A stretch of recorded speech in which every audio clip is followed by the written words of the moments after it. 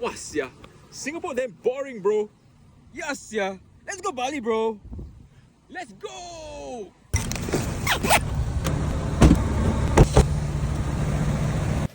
In Bali, bro. Let's go. Let's go.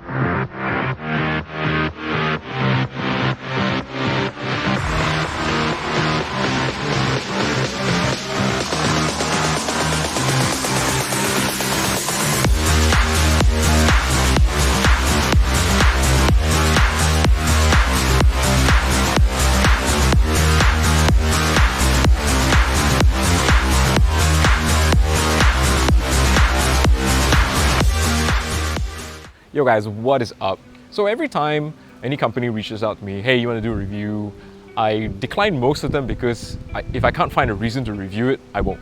If it's something that's like, I'm not going to use, I'm not going to fly very much, then I'll just decline it. So Betafpv reached out, they were kind enough, they were like, oh, we'll send you the Pavo 20, you know, see what your thoughts on it. And I thought to myself, I was like, dude, I missed the boat on that. It was like so long already.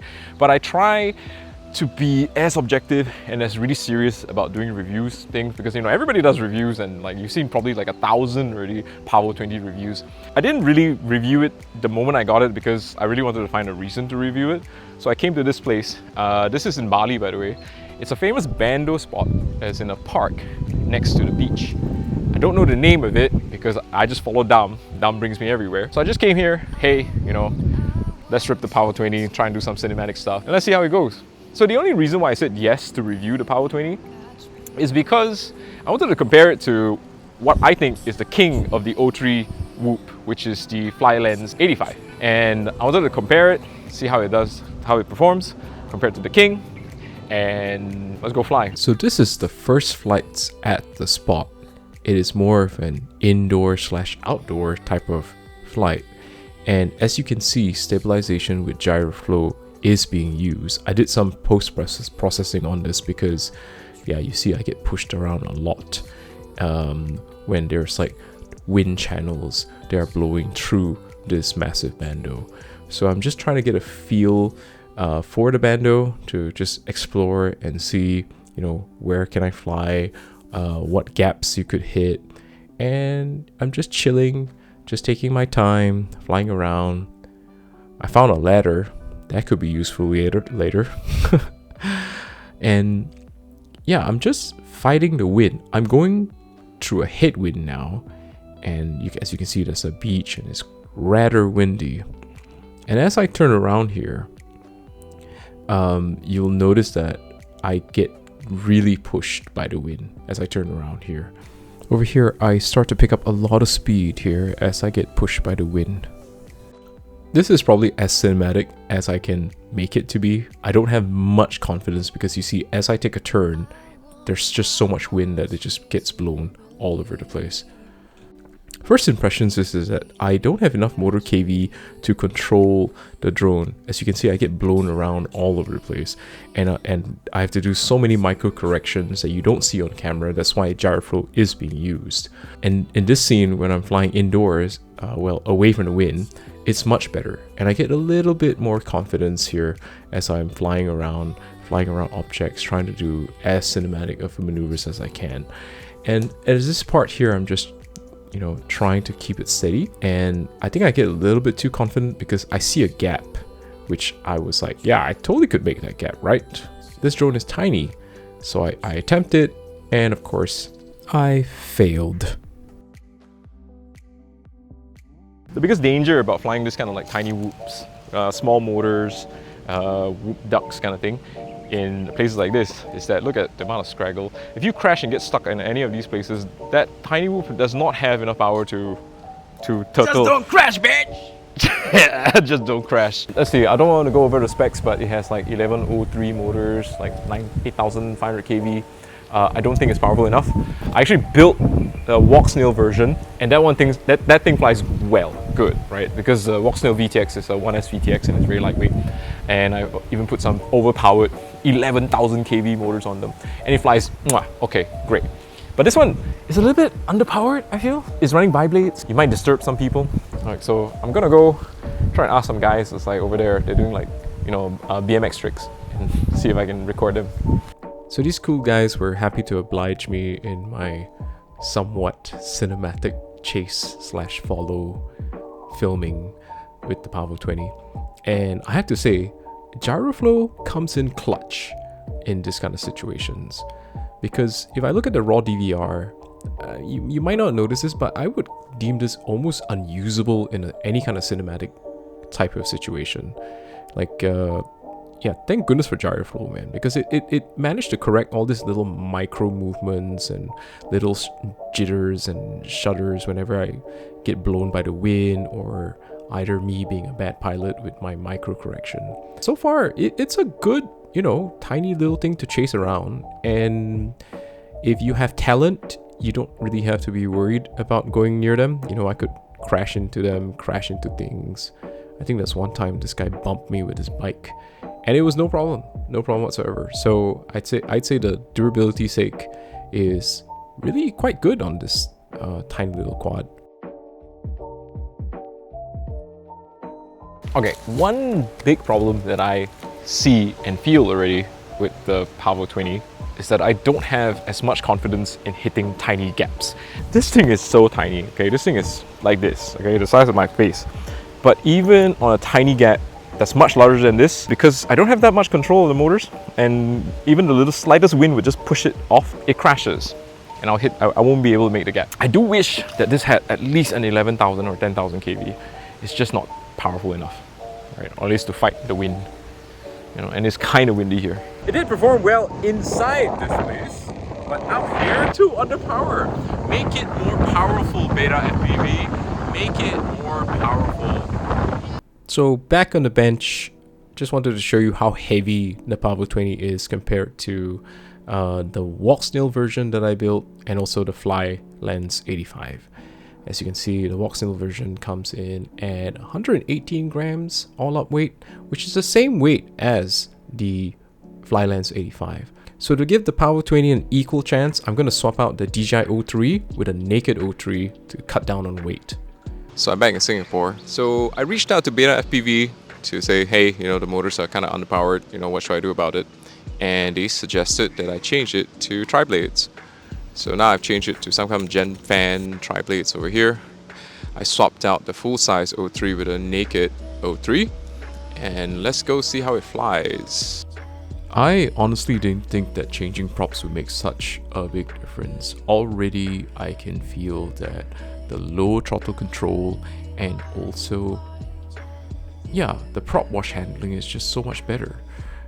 You see, I can do like a juicy flick and no shakes, no shudders, and even just like have the confidence to just pop into a trippy spin just like that.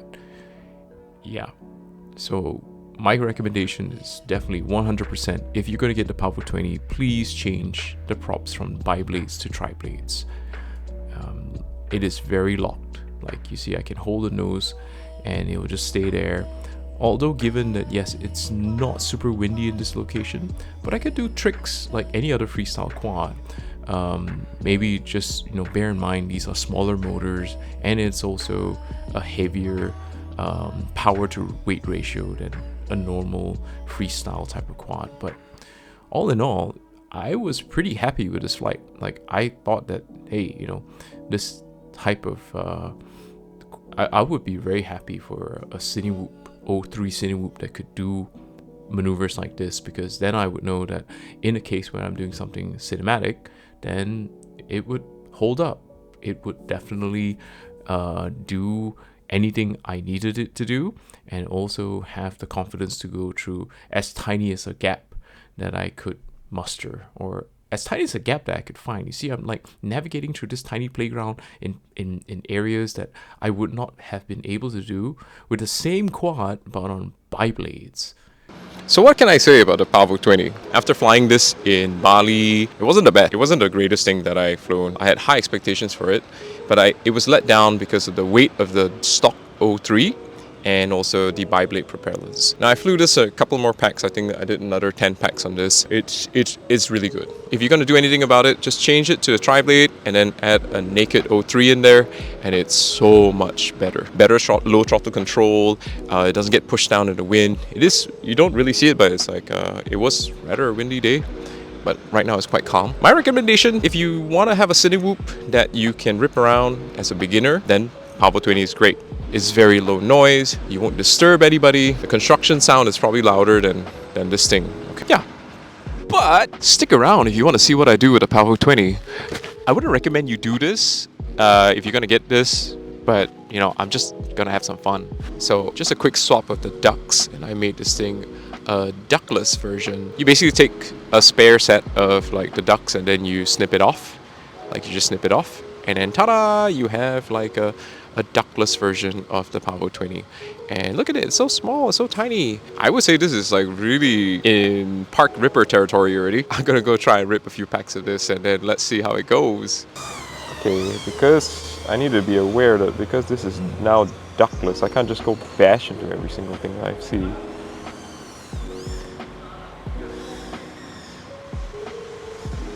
Whoa, this thing is nuts, man.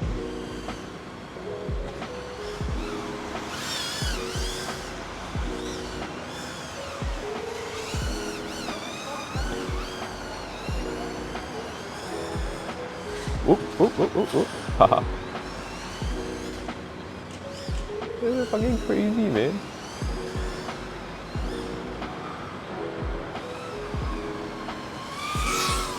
Yo, okay, prop wash handling is so much better. This thing flies like a freaking crazy crazy stinger bee. Whoa, shit, man.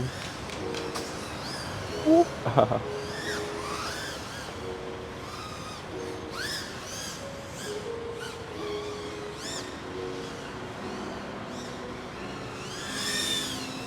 Yep.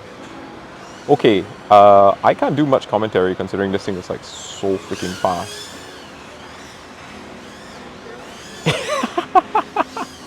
My god, this thing has 0. Oh shit! Okay, the biggest danger of flying of this kind of like, you know, ductless setup is that I don't have many of these props.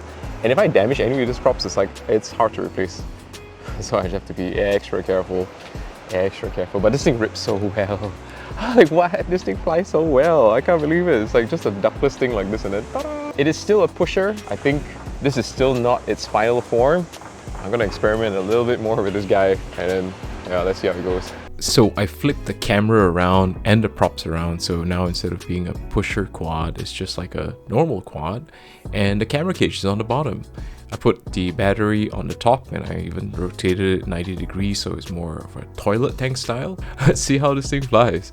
I think the thing that surprised me most about the Pavo 20 is how flexible this build can be.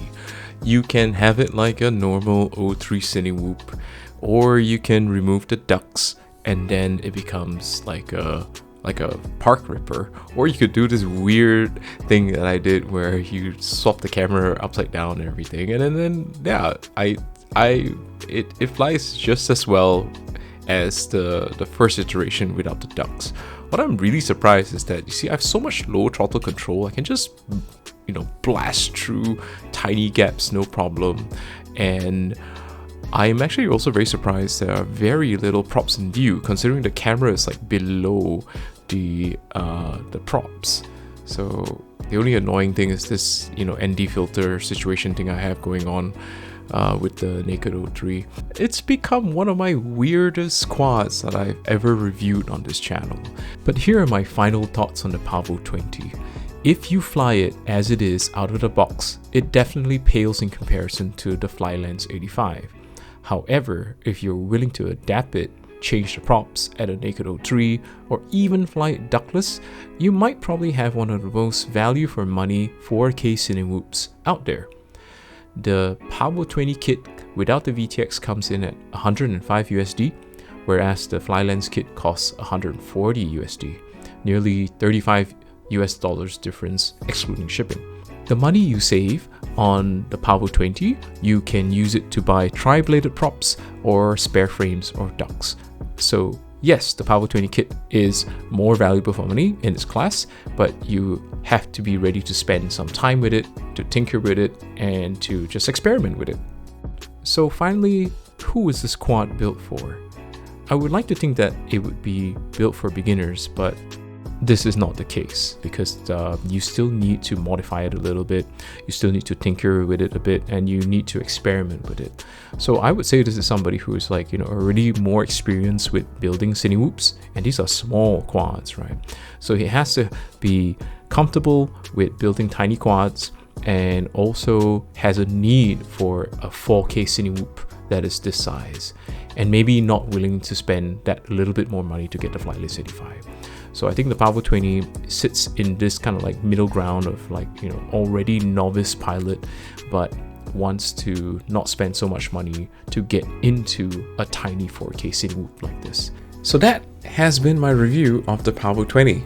It has been quite an enjoyable thing to review the Pavo 20, from going from a stock Pavo 20 to Walksdale version especially, and now into this weird 2-inch 3S underslung camera quad thingy.